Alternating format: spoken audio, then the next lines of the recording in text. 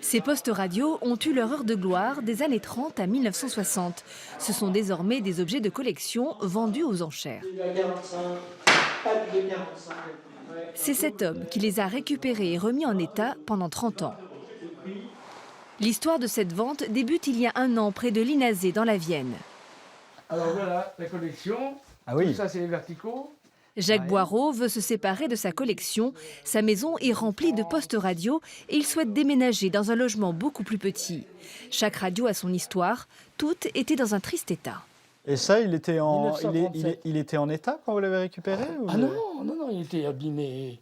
Et donc vous avez retrouvé un tissu J'ai tout refait, des morceaux de plaquage, le remettre à nu, le gratter à nu, et reteinter, reverni. On est reparti à zéro presque. Redoré, tout. C'est un travail minutieux réalisé en duo avec un ami. À eux deux, ils traquent les pièces détachées dans toute la France et les vides-greniers.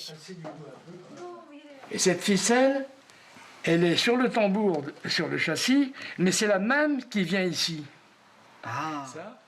Le résultat enthousiasme le commissaire-priseur. Ce qui est super, c'est que la collection de monsieur, quasiment tout fonctionne, si je ne dis pas de bêtises. Donc tout est remis en état, tout est utilisable. Et c'est vrai que c'est quelque chose qui n'est pas courant. Un an plus tard, quelques heures avant la vente, Jacques Boireau tire un trait sur cette histoire avec un pincement au cœur, résigné et fier. Moi, ce qui m'importe le plus dans ces appareils, c'est la construction de l'appareil.